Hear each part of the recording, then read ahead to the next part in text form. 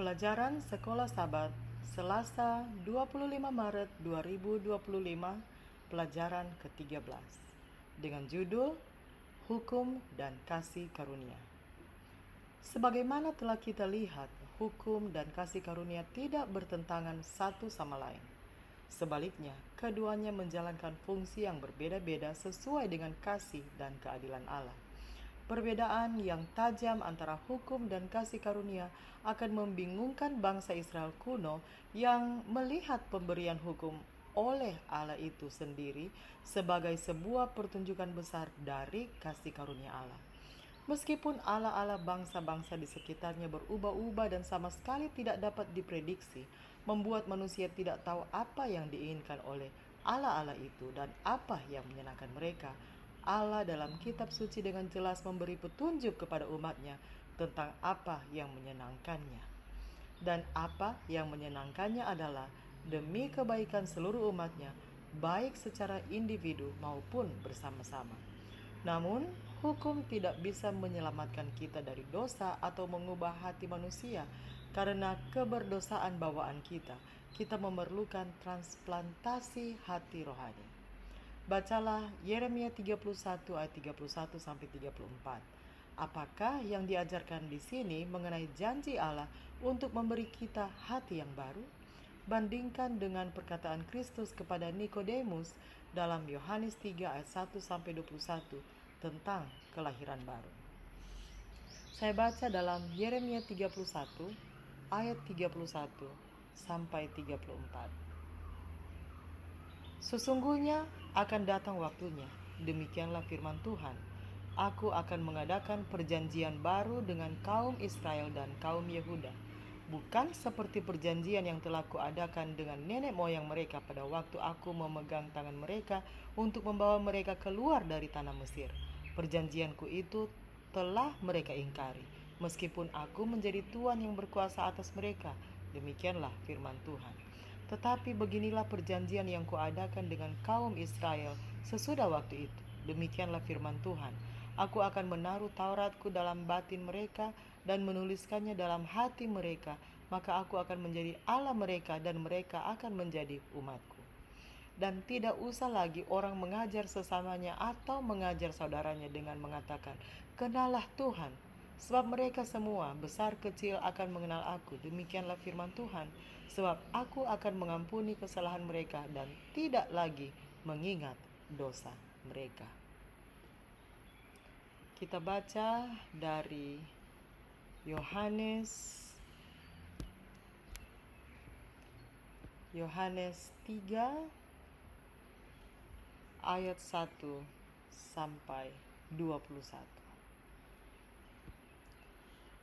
Adalah seorang Farisi yang bernama Nikodemus, seorang pemimpin agama Yahudi. Ia datang pada waktu malam kepada Yesus dan berkata, "Rabi, kami tahu bahwa engkau datang sebagai guru yang diutus Allah, sebab tidak ada seorang pun yang dapat mengadakan tanda-tanda yang engkau adakan itu, jika Allah tidak menyertainya." Yesus menjawab, katanya, "Aku berkata kepadamu, sesungguhnya jika seorang tidak dilahirkan kembali, ia tidak dapat melihat kerajaan Allah." Kata Nikodemus kepadanya, "Bagaimanakah mungkin seorang dilahirkan kalau ia sudah tua? Dapatkah ia masuk kembali ke dalam rahim ibunya dan dilahirkan lagi?" Jawab Yesus, "Aku berkata kepadamu, sesungguhnya jika seorang tidak dilahirkan dari air dan roh, ia tidak dapat masuk ke dalam kerajaan Allah. Apa yang dilahirkan dari daging adalah daging, dan apa yang dilahirkan dari roh adalah roh. Janganlah engkau heran karena aku berkata kepadamu, kamu harus dilahirkan kembali. Angin bertiup kemana ia mau dan engkau mendengar bunyinya, tetapi engkau tidak tahu dari mana ia datang atau kemana ia pergi. Demikianlah halnya dengan tiap-tiap orang yang lahir dari roh." Nikodemus menjawab, katanya, "Bagaimanakah mungkin hal itu terjadi?" Jawab Yesus, "Engkau adalah pengajar Israel dan engkau tidak mengerti hal-hal itu? Aku berkata kepadamu, sesungguhnya kami berkata-kata tentang apa yang kami ketahui dan kami bersaksi tentang apa yang kami lihat, tetapi kamu tidak menerima kesaksian kami." Kamu tidak percaya waktu aku berkata-kata dengan kamu tentang hal-hal duniawi. Bagaimana kamu akan percaya kalau aku berkata-kata dengan kamu tentang hal-hal sorgawi? Tidak ada seorang pun yang telah naik ke sorga selain daripada Dia yang telah turun dari sorga, yaitu Anak Manusia. Dan sama seperti Musa meninggikan ular di padang gurun, demikian juga Anak Manusia harus ditinggikan, supaya setiap orang yang percaya kepadanya beroleh hidup yang kekal. Karena begitu besar kasih Allah akan dunia ini, sehingga Ia telah mengaruniakan anaknya yang tunggal, supaya setiap orang yang percaya kepadanya tidak binasa, melainkan beroleh hidup yang kekal. Sebab Allah mengutus anaknya ke dalam dunia bukan untuk menghakimi dunia, melainkan untuk menyelamatkannya oleh Dia. Barang siapa percaya kepadanya, ia tidak akan dihukum. Barang siapa tidak percaya, ia telah berada di bawah hukuman, sebab ia tidak percaya dalam nama Anak Tunggal Allah. Dan inilah hukuman itu: terang telah datang ke dalam dunia, tetapi manusia lebih menyukai kegelapan daripada terang, sebab perbuatan-perbuatan mereka jahat. Sebab barang siapa berbuat jahat, membenci terang dan tidak datang kepada terang itu, supaya perbuatan-perbuatannya yang jahat itu tidak nampak. Tetapi barang siapa melakukan yang benar, ia datang kepada terang, supaya menjadi nyata bahwa perbuatan-perbuatannya dilakukan dalam Allah. 10 perintah Allah dituliskan oleh Allah sendiri pada loh-loh batu. Keluaran 31 ayat 18. Namun hukum itu juga ditulis dalam hati umat Allah. Mazmur 37 ayat 30 dan 31. Idealnya, hukum kasih Allah tidak bersifat eksternal pada diri kita, melainkan internal pada karakter kita. Hanya Allah yang dapat menuliskan hukumnya di dalam hati manusia, dan Dia berjanji untuk melakukannya bagi umat perjanjiannya.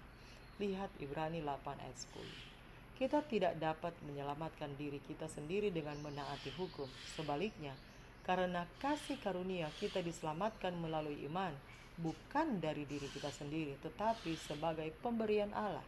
Efesus 2 ayat 8. Kita tidak menaati hukum Taurat supaya diselamatkan. Kita menaati hukum karena kita sudah diselamatkan.